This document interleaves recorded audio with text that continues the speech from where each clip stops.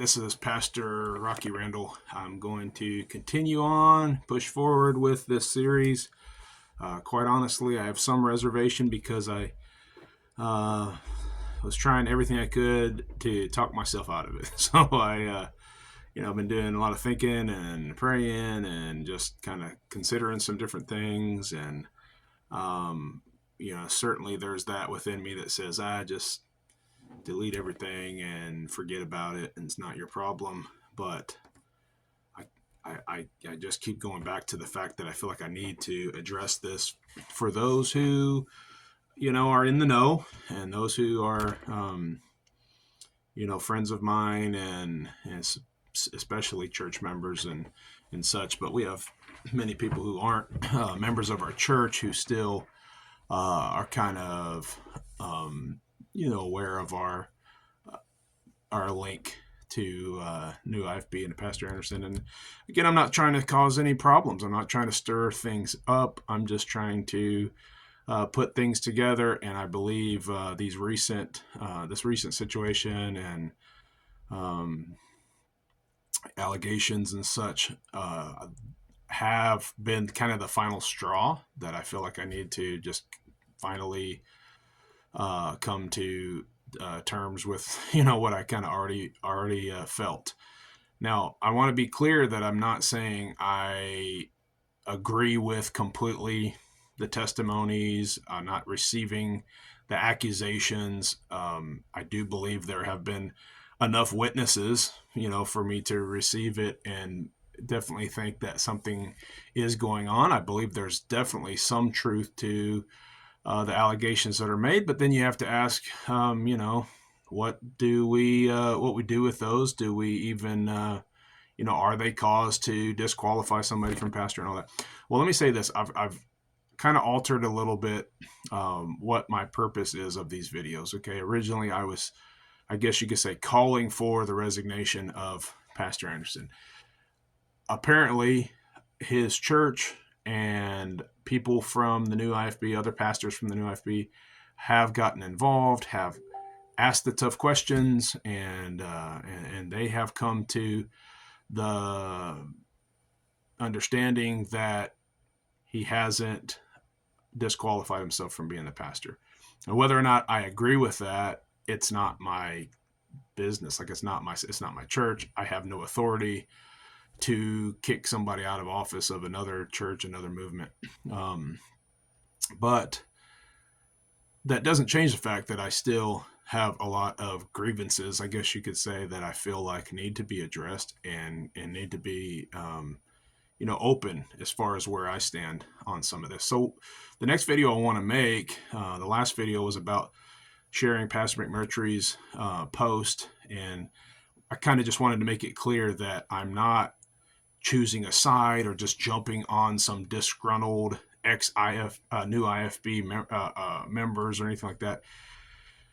And I don't necessarily think that's what Pastor McMurtry is, but I'm saying, like, this is not me like joining some group or some club of new IFB haters. This is just me saying, hey, I'm in agreement with what Pastor McMurtry's stand was on in this situation. So, and I've already, many people that don't want to hear this, and they will never come to terms, with my position maybe. Okay, well, this probably isn't going to do anything for you then except make you mad to listen to me. But if you do honestly want to consider it, and you do want to know where I'm coming from, then that's what this video is for. So, and if you don't know anything about New IFB or this current situation or Pastor Anderson, again, I know people love gossip. You'll probably want to listen because you're interested, but I would recommend that you just don't even listen to it. It's not, if it doesn't concern you at all.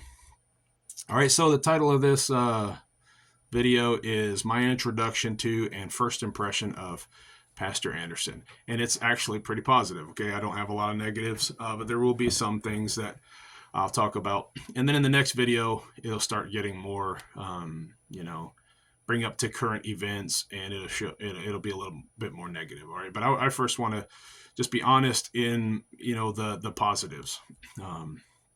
Although I'll point out some of the red flags that I've had all along, okay? So, like many, I first heard about Pastor Anderson through YouTube videos, particularly one that came up across my feed where Pastor Anderson had gotten tased by the police officers.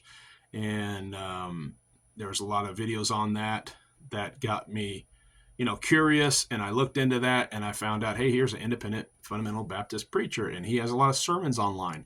Now, you have to understand that at this time, and really it was only like 8 to 10 years ago. I don't remember the exact time, but surprisingly, as recent as that might sound to some, there wasn't really a lot of YouTube, like preachers putting YouTube videos up, and there wasn't a whole lot of access to watching good sermons and stuff like that. So I was interested, hey, let me see some of his messages, hear some of his preaching. And one of the first messages, I think it was the first message that I actually uploaded, or not uploaded, but clicked on, of his, had to do with men who pee sitting down instead of standing up. And it came from the use of the phrase in the Bible, he that pisseth against the wall. And, a lot of people had fun with that and thought it was crazy. And how could this guy be preaching a message on men peeing standing up? I actually understood what he was saying. I didn't at all. In fact, it interested me. It made me want to listen to more of his preaching because I understood where he was coming from and the point that he was making. I didn't think it was that weird. But obviously, the title and the subject matter, was kind of shocking to some people. But then I began watching some of his sermons, follow some. He started coming out with documentaries. I don't know the timeline of when certain things came out. And I started watching some of them. I didn't watch all of them, but and I thought, man, I actually agree with this guy on a lot of things. And I understand you have to get past some first, let's say somebody's preaching something and it disagrees with everything that you've been taught, but you've never actually considered the opposite view. It's very uncomfortable. And so that's kind of how I would describe a lot of the things I was seeing him do and say, and the way he was acting. My first response was, that just doesn't seem right. Then I had to ask myself, well, is it just not seem right because I've never seen any other preachers do that, but it's not necessarily wrong. And so, long story short, although there were some kind of red flags and some things that I felt uncomfortable about, I for sure decided to friend him, follow him on social media, and listen to some of his preaching and just kind of see where this goes. And I remember, one video came out called Marxist Lucifer King, about MLK. And just that title, made me feel uneasy and kind of cringe a little bit. But I realized that that's just my flesh. How an independent fundamental Baptist preacher putting something out there that mocks Martin Luther King Jr., and yet the material was very eye-opening, and he covered a lot of things that I never knew. I did some of my own research and said, man, he's right on all this stuff, even though it's uncomfortable. And so that was kind of my relationship with Pastor Anderson. Yeah, I'm a little uncomfortable with the way he approaches some things, but that might just be me, and I might be too soft, and I might be, have preconceived ideas and stuff. And so I'll hear him out. Not necessarily jump all on board and say, hey, we're best buddies and I want to be part of this movement. But I would still listen to his preaching and want to get to know him a little bit. And so, interestingly enough, I came across his blog, and he made a blog post on barefoot running. And of course, I am into and was into at that point ultra marathons. I had a little bit of experience barefoot running, and I certainly had done a lot of research on barefoot running. And so I commented on his blog and I talked a little bit about that. And somehow around that time, he had seen my blog that I was writing at that point on running. I don't know to what degree, but it interested him. And he was interested in ultra running. And I had done an ultra marathon. So he said, he texted me and said, hey, could I call you? And so we called and we talked a little bit, and we were talking about running together. He even talked about making a video on ultra running, and we were throwing some ideas out there. So that was my first actual conversation with him on the phone. and through texting, and just kind of, shared an interest there. So I began going to bat for him, and all the people that I would hear, I would find out people knew about Pastor Anderson, and they would say very hateful things about him, and I would say, look, he's not the way that you're saying. Like, I've met him and I've talked to him and I've listened to his preaching. I don't think that you're hearing him out and you're seeing him through. I kept coming to bat for him. One time I went to so then I was going out to Arizona at one point because a friend of mine had a wedding. He was getting married out there, and he asked me to be his best man. So I decided to take my family out there on a trip. And so I contacted Pastor Anderson and said, hey, we're going out there. I would love to meet together and go on a hike or a run or something like that. And so we actually ended up making arrangements to do that.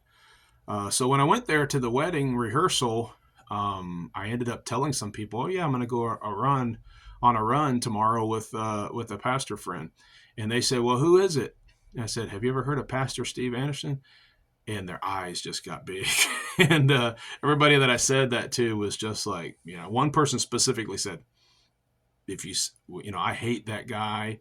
And if you ever see him, whenever you see him, tell him never to come to our church again, because he had been there for some preaching meetings or something like that. And I said, well, was he a problem when he came? Like, did he do something to you guys? And he said, no, we just don't like his testimony and what he stands for and all these kinds of things. And I just kind of like thought, well, that's not fair that you're just hating on this guy and you don't really have reason to. But anyway, I went on a hike with him, and I came back and talked about how he was a nice guy, and we had a good experience together. And so we kind of became friends at that point, but more just, obviously friends in the Lord, and friends in terms of soul winning and different things that we believed as independent fundamental Baptists and Bible believers, King James Bible believers. But most of the time we contacted each other, it had to do with running and all that, which I later on started an event called the Potluck 100. And he came down with some friends on his own expense. It was really cool that he came out. Long story short, he ended up inviting all of the people in the area that listened to his preaching. They could come out to Panera Bread and get to know him. And we ended up finding a lot of people in the area who listened to his preaching. And long story short, that's kind of the start of what is now our Kansas City mission work. That's soon to be an independent work. This next year, it'll be completely independent, Lord willing. And so a lot of that had to do with that first time that Pastor Anderson came down. And when he came, super nice. All the people liked him. He, went soul winning with us, and he, well, I don't remember if he went soul winning with us on that occasion. But the next time that he came down for the potluck, we went soul winning. But anyway, that was my first introduction to him. And then again, for the last 8 years, we continued to be friends, and got along just fine, although I never completely got on board with the new IFB and joined up with all the meetings and all that kind of stuff. Now, no one's perfect, and I wouldn't expect anyone to be perfect. And if anybody who hates Pastor Anderson thinks that, I'm going to judge him and not judge them and their imperfections, like, that's ridiculous. We all have different things about our personality and our tendencies that we might not necessarily agree with. But there were certainly some red flags. I was still able to overlook them for the most part, but there were some red flags that jumped out to me as I got to know him and got to know his testimony and a little bit about him. And I just didn't say anything about it because it wasn't really important. But I'm only bringing them out now because of the fact that, in the next video, I'm going to hopefully lay out why I don't believe that he should be a pastor. Now again, I'm not necessarily asking him to step down because that's not really my business at this point. There's nothing. I don't really have any authority to do that. But why I don't think that he should be, and what I think would be best for the new IFB, considering the recent allegations and just what I know from all these years of watching and observing. So I want to throw first a few of the red flags that I had. As I in order, and I'll finish this video with these red flags. So first of all, Pastor Anderson was very open about the fact that his marriage was kind of a spur of the moment. I can't think of the word when you just kind of run off. He kind of eloped, and he didn't tell his parents about it. And I remember when he said that. I had heard the story, but I'm pretty sure I had heard the story first. But he said that when we were at dinner with him, my wife and my kids, and she was just asking, "Well, how did you and your wife meet?" And he began to tell the story. And I had heard that. I'm pretty sure I had heard the story at that point, because I remember thinking, "Oh how's my wife going to react when she hears this?" And when he said that, he got married and didn't even tell his parents about it, my wife's eyes got big and she was like, "Your parents didn't know you were getting married?" And he said, "No." And she said, "Shame on you." So I thought that was pretty funny. He even kind of laughed about that, but he was like, "What? Don't you think that's a romantic thing and all this?" But in the back of my mind, I remember thinking, like, that's sort of like the basic idea of what marriage is your parents are giving you permission and putting their stamp of approval on you to join up with this other person. I realized he was old enough, he was an adult and made his own decisions, and so I'm not going to be too judgmental on that. But I remember thinking, like, that seems kind of weird that you would do all that behind your parents' back and just not tell them about it. And then I found out about his ordination. He openly talked about this. I think he was kind of forced to, because his sending pastor was very vocal about this, and he didn't like Pastor Anderson, which I probably disagree with the reasons he didn't like Pastor Anderson, but the claim was that he was never actually officially ordained. He kind of just said, "Sure, hey, we'll pray for you, and if you're going to go start this work, go for it." But he, as far as I can tell, didn't actually officially ordain him. Now, I wasn't there. I've heard both sides vaguely, and I don't even remember what all those facts are.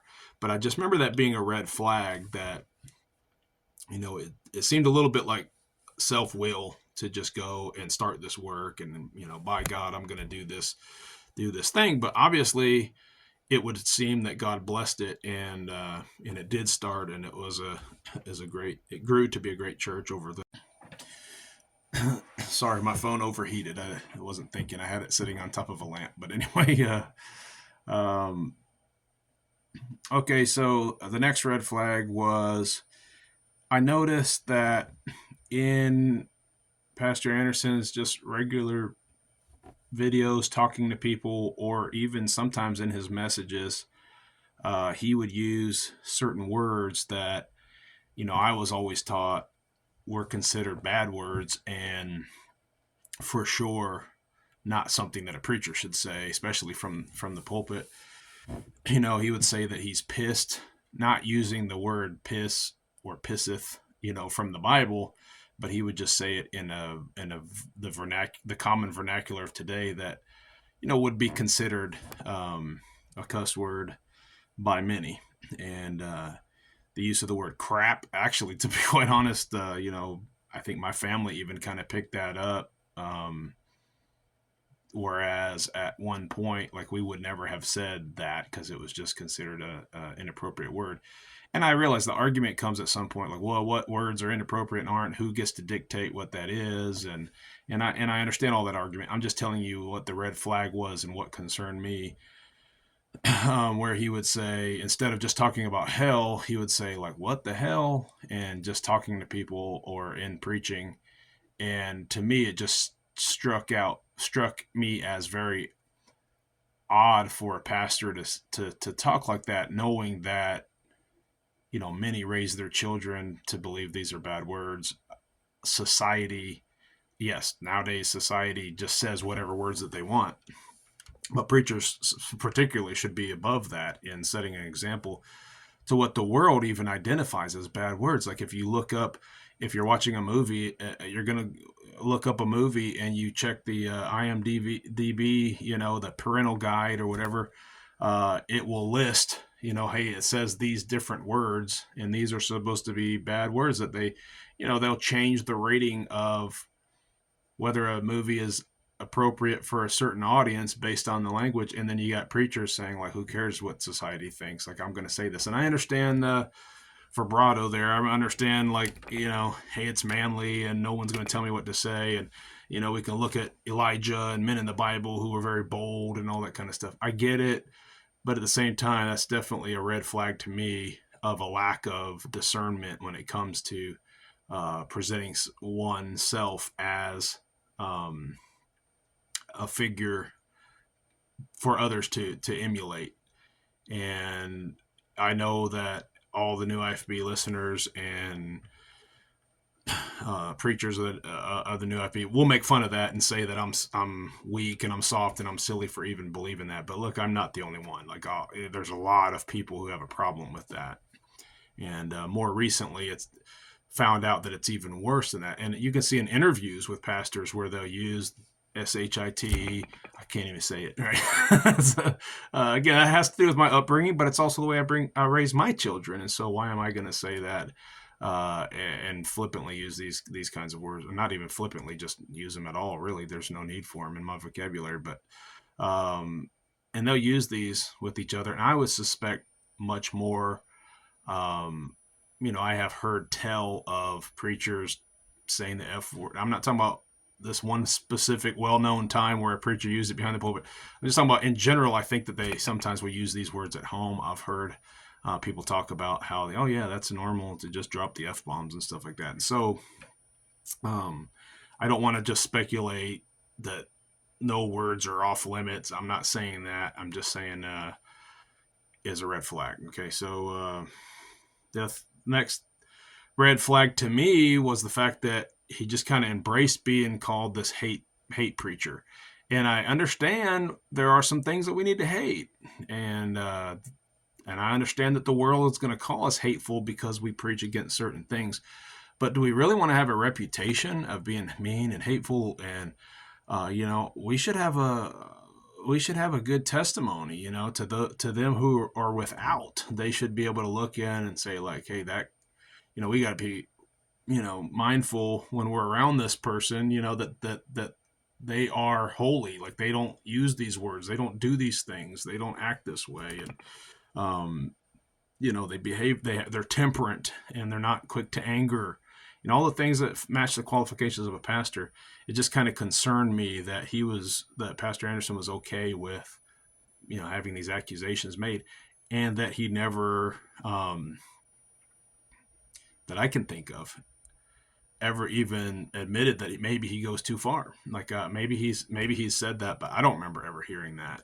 In fact, another red flag is I remember him specifically telling me one time, I think it was whenever we were hiking, and I think he said it in sermons before too, but he said, I've never taken anything back. Now, I don't know the context of what he's saying when he says that, but I've never taken anything back. And I think the idea is, hey, all the things that I taught, all the things that I've stood for, and the convictions that I have, that I've never gone back on that and said, that I was wrong to do that. And I just don't understand why he was saying that like a good thing. Like, we should constantly be taking rebukes, scrutinizing, hey, maybe I shouldn't have done it quite that way, being willing to humble ourselves and to admit our faults. I'm just saying, as a red flag, I never saw that with Pastor Anderson, and I'm not calling him a wicked person just because of that. Certainly a red flag as far as a pastor not being willing to show humility in that way. Maybe he does with his church. Maybe he does behind, when the camera's off. I'm just saying, as far as, people in my life that I love, that I want to look up to, a man of God, that's a red flag to me. Like, I wouldn't want them to look up to me and being influenced by me if I show these things. It's just me. Maybe that's just my feelings, and maybe I'm not. being biblical in that, but I think that I am, and I think that a lot of people recognize that to be the truth. And a lot of times you just don't talk about that when it comes to Pastor Anderson, the new IFB. Like, well, we'll let that slide because of all these other great things that he does. And so, and the final thing is red flag that I want to mention is just the way that he goes over the top in screaming at people and making fun of people who disagree with him or something has come to light. And I'll talk more about that, Lord willing, in the next video. And kind of brings it a little bit more current to what's going on now. But I just remember always watching that. He would, kick out a church member. He would fire a deacon or whatever. And there's these recordings out there where he's cussing and screaming and hollering at him in a way that I feel was not very temperate and not very Christ-like.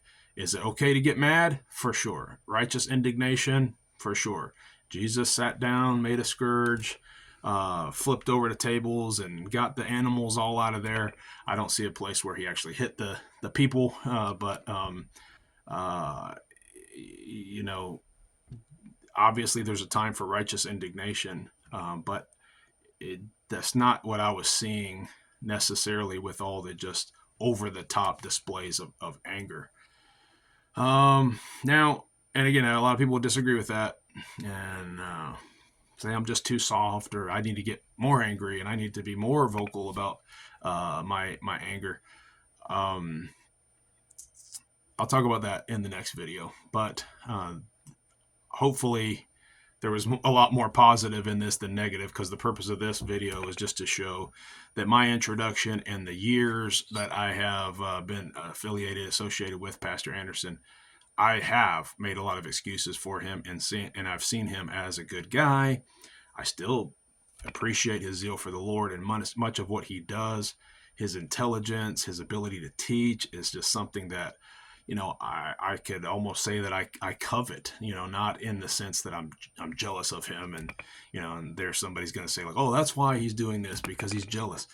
I'm not jealous. Like, I want to be Pastor Anderson, but I do, I wish I was a better communicator and a better, preacher, more like he is in that way. But all these other things, yeah, I do think that they're serious enough to bring up this accusation and say, hey, something needs to be done. Because here's the thing, all of the preachers that have been ordained under him and that he's trained and are now pastors, guess what?